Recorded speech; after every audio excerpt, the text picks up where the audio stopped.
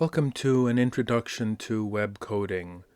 My name is Christopher and I work at the Ann Arbor District Library. I hope you'll enjoy this, and it should give you everything you need to know to get a web page up and running from your own computer. Usually when I give this talk, I like to give a whole background of how the internet works and what's happening in your browser, but I think for today we'll just look at some web coding languages.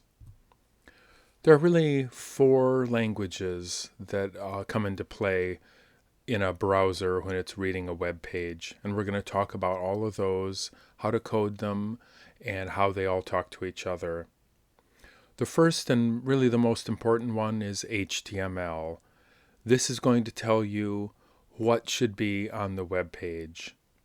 CSS will tell you how the HTML elements should look. And JavaScript will tell you how the page should react, whether there are buttons or other things like that. And SVG is not used in all web pages, but we're going to take a look at it today. And it explains, it's a language that allows you to put these scalable images in your web page. So to start out, you'll want some kind of a basic text editor. So on a Mac, you can use brackets, or I think there's an application called Text Editor even. On a PC, you can just right-click on the desktop to make a new HTML file. And it's pretty straightforward. I installed brackets just for this, but anything like that will work, but do not use a word processing program because that's going to insert a lot of extra characters like paragraphs and line breaks and things like that, and tabs. Before we get typing, I just wanted to explain the structure of HTML code. So HTML is a series of nested, bracketed tags. And these tags you can see here are things like HTML and end of HTML. So the start tag is going to indicate the beginning of some code, and that slash is going to indicate the end of some code. So between those between those tags, we have some content. Line 1 is telling us that this is an HTML document, and that's used for browser identification, and it's kind of nice for coders to be able to see what this is as well. So let's get typing. And if you want to type this code into a text editor, something like Notepad++ on a PC, or you can use brackets on a Mac, or any very basic text editing program will be fine. Once you type this code in, you can save it to the desktop and go ahead and double click that, and it should run in the browser. So in my case, I've got this set up in brackets, and I'm going to go ahead and click the live preview in just a moment. But on a previous slide, I wanted to mention that HTML, for the most part, ignores things like spaces and tabs. So why do I have in line 3, why do I have Hello World tabbed over? It's really for organization and for ease to see what's going on. And once the code gets more complicated, it's really important to have a good organization. So let's click Live Preview, and hopefully this works, and we've got a new window up. That's great, and it says Hello World. Wonderful. So let's go back and see if we can make our code a little bit more interesting. So I want to add some more information to the code. We're adding here a head and a body. And the head is going to have more meta information about your web page, things like the title and some other things we're going to get to in some future slides. And wherever I have code in red, that's new code that you can add to what you've got already. So let's go back to brackets and get some of this in here. Right here, within the head, we've got a title, and I'll show you where that will appear in the browser. And within the body, we have more of our content. And notice on line 2 and 11, the entire code is wrapped with these HTML tags.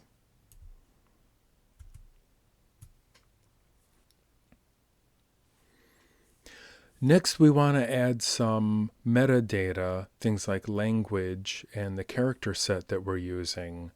So within the HTML head, I've identified language as English. So this is really important for search engines and for screen readers if you use a screen reading program like Orca or JAWS. Within the head, we've identified the character set that we're using. And it's important to put this in the head because we have to tell the browser what kinds of characters we're using. It's similar to what language we're using, but it really refers to a character set encoding. And in this case, we're using something that's linked with Unicode for more multilingual possibilities. And the next new line is going to come into play later when we look at style sheets. We have our style sheet file name listed there, and we're going to get to that when we get to CSS. Down in title, the next line, I have title here. Well, you can replace that title with anything you'd like, and that'll show up in the browser. So let's take a look at that.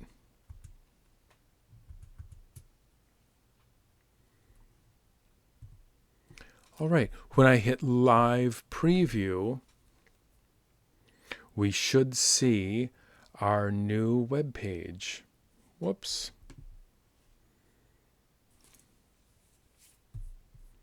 Okay, and if you look at the title in the tab, it says AADL.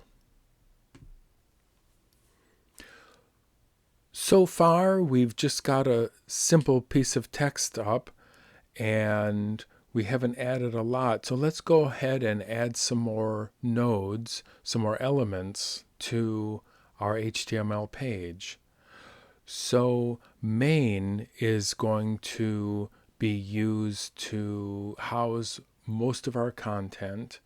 H1 through H6 will be for headings, for larger text. P is for paragraph, UL is an unordered list, and LI are list items. Let's take a look at how these will come together.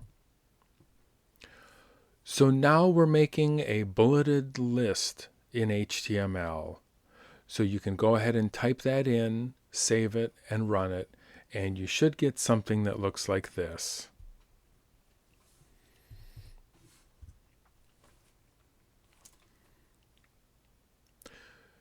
Now you can probably start to see the importance of indenting to organize your code.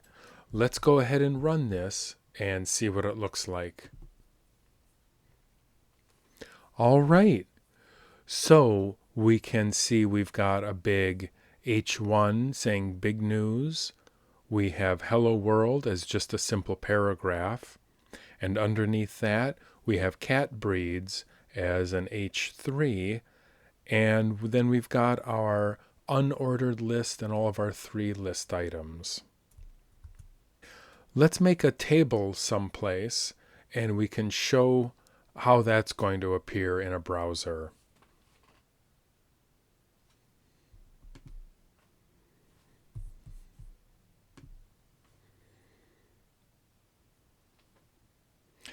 And there's a very simple table. If we wanted to add more information, we could go back and add more table data down here.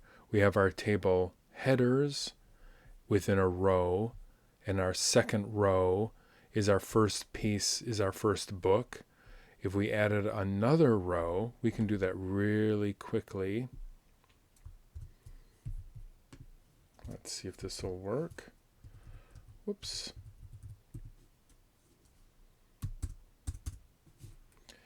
And let's call this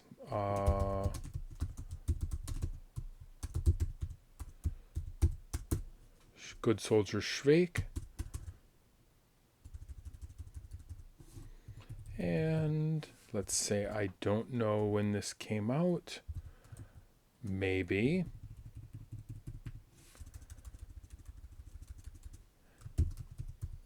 And Hashek. Now when we go and look at the code, we should see a new row of data.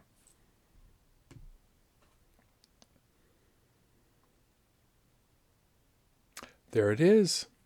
All right. It's not very pretty because remember, HTML is all about what is on the page, not about how it looks. And we're going to fix that up in a little bit. If you go to a site like pexels.com, you can look through a lot of copyright-free images to use. And that's what I did. So if we want to display an image, this is a good way to do it. We're going to add an image line, and I have that in red here. And then we'll go ahead and display that in our web page. You might ask what the alt property is for. Alt is going to be used for a lot of screen readers. When an image can't be displayed, a description of that image will be given with a screen reader. Now in this case, the image that I've added is in the same folder as this HTML file. So they are both in the same folder, and the HTML file can find this image.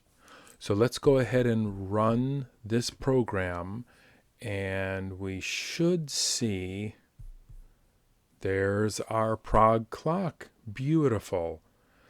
We're going to animate that later on, but your image could be whatever it is you've downloaded. It could be. All right. Next, we can add a hyperlink to the page. So go ahead and add some kind of hyperlink. It could be to Google or the library or your home page or anything like that. And in this case, this A tag stands for an anchor, and the href is some kind of hyperlink reference. Okay? All right, let's see if we can get that to work.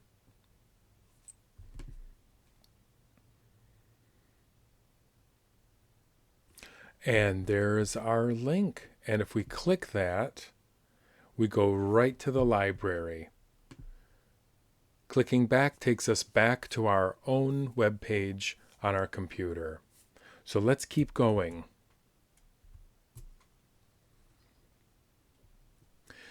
Here's also information how you can create your own icon that appears in the tab. We're going to skip that for now, but the information is there if you want it. The last thing I want to say about HTML is that we want to code for what's on the page, not for how it should look. So for example, if we wanted a lot of vertical white space, we could use a series of empty paragraphs, and that would give us that vertical space. However, that's really misleading because there are no paragraphs there. There's no text there, so we shouldn't be putting paragraphs in. So this is a kind of modern view of web coding with HTML. Next, let's change how things are going to look on the page. For this, we're going to move into our second web coding language called CSS. And your CSS file should be in the same folder as your HTML file and any image files that you've got. All right, let's get started. Let me just say a few words about CSS. What we are doing is we are identifying certain HTML tags, things like table row or unordered list or list item or paragraph or H1. Any of those HTML tags that we've seen, we're going to identify and describe a property of that tag and what value we want that property to have. So that's pretty abstract. Let's take a look at it in our example. So here we want to say that every paragraph, so we've selected P, every paragraph will have the color green and the font size 12. Let's take a look at our code and see if we can make that happen. So I see the top of each window is getting cut off a little bit, so I've tried to make this easier to see. And what I have now in CSS is my selector is for every paragraph. I'm changing the color of every paragraph to blue, and I'm setting the font size at 12 points. So if I go back to my HTML file and run that, I should be able to see that it's a little hard to see. Whoops, a little hard to see, but Hello World is now in blue. One thing that's crucial to mention here is that you see my CSS file is called styles.css. That file has to have the same name as the href in the HTML file so that the HTML file can find that CSS file. And here's the line 5 in the HTML file that identifies the CSS file. So whatever you make your CSS file, it has to match this line where the HTML file can find it. What if we want to change the background color of the paragraph? We can do that as well. We're going to use background color and one of our named colors in this case.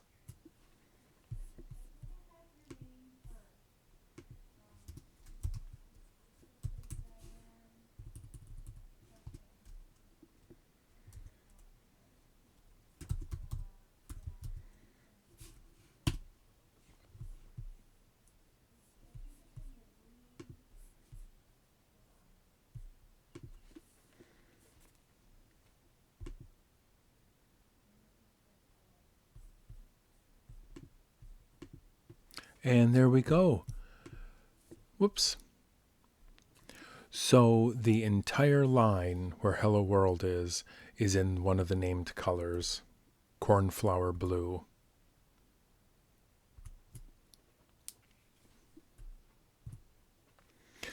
There are 140 different colors that can be referred to in CSS. It's a little confusing because there are actually 147 names for the 140 colors. There are some duplicates, such as gray, G-R-A-Y, and gray, G-R-E-Y. Those are two different names that point to the same color. It's the same way for aqua and cyan and fuchsia and magenta, etc. But you can look online and see all of these colors, and those can be referred to in CSS. Now there are many, many more colors than just these 140, but sometimes it's easiest to refer to these colors by name. Now, remember how difficult it was to read our table? Let's go back and fix that in CSS. So once we've made that change in CSS, we can go back to our HTML file, and when we run that, we should see our table looking a lot nicer. And there we go. So that's much easier to read. Now let's take a look at another big part of CSS. What we've seen so far is that every P will have the same styling according to CSS. But what if we don't want every P to have the same styling? We've got to introduce classes and IDs. So for example, the first P you see there has an ID. We just made up a name for it called first. And the next two paragraphs have classes called big. And so in the CSS, we can identify particular paragraphs according to their ID and their class. And that's what we've done here with CSS. And in that way, we can identify different paragraphs and style them differently. Now that we know about classes and IDs, we can go back to our image and animate that a little bit. So in HTML, we want to add this new ID called spin. And again, that can be anything that we want it to be. It just has to match with the corresponding code in CSS.